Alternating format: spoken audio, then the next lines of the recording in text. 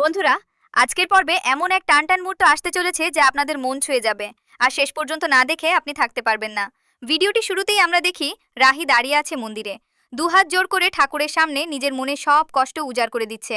রাহি কাপা গলায় বলছে, আমি আর পারছি না, এই অপমান, এই অবিশ্বাস আমি আর নিতে পারছি না। রাহুল যেভাবে আমাকে সন্দেহ করলো, আমি এখন কি করব? চোখ ভরা জল, বুক ভরা কষ্ট নিয়ে রাহি মন্দির থেকে বেরিয়ে আসে, আর রাহুলের বলা প্রতিটা কথাই তার মাথায় ঘুরতে থাকে। সে ভেঙে পড়ে, একা, নিঃশব্দে কাঁদতে থাকে। অন্যদিকে রাহির বাড়িতে শুরু হয়েছে নতুন ঝড়। হঠাৎই তিতলির আগমন। তাকে দেখেই হ্যারি রাগে ফেটে পড়ে। তুই এখানে কেন এসেছিস? এই বাড়িতে তোর আর কোনো জায়গা নেই। চারদিকে উত্তেজনা, অভিযোগ, অপমান। তিতলিকে একের পর এক দোষারোপ করা হয়। চুরির অভিযোগ, সংসার ভাঙার অভিযোগ, এমনকি তার বাবার আত্মহত্যার চেষ্টার জন্যও দায়ী করা হয় তাকে। তিতলি হতভম্ব, কাপা গলায় জিজ্ঞেস করে, বাবা সত্যিই এমনটা করতে গিয়েছিল? কিন্তু কেউ তার পাশে দাঁড়ায় না। সবাই তাকে দূরে ঠেলে দেয়। তারপর তিতলির ভেতরের ক্ষোভ বিস্ফোরিত হয়।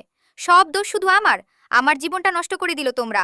বাবা আর রাহি মিলে আমার সব শেষ করে দিয়েছে। ঘরের পরিবেশ আরো ভয়ঙ্কর হয়ে ওঠে।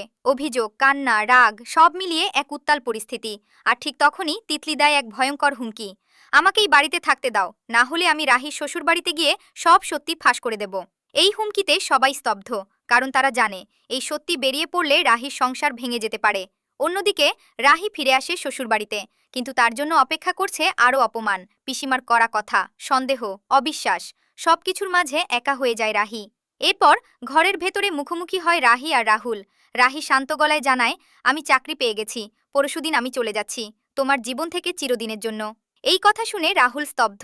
তার ভেতরে জমে থাকা রাগ আর কষ্ট একসাথে বেরিয়ে আসে। কেন করলে এটা রাহি? কেন আমার সাথে এমন করলে? কিন্তু রাহি নিঃশব্দ। তার কাছে কোনো উত্তর নেই। রাত গভীর হয়, কিন্তু তাদের সম্পর্কের দূরত্ব আরও গভীর হয়ে যায়। শেষমেশ রাগে কষ্টে ভেঙে পড়ে রাহুল, আর রাহি একা বসে কাঁদতে থাকে।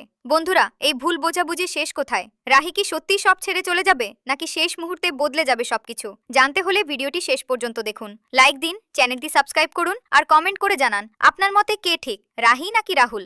ধন্যবাদ।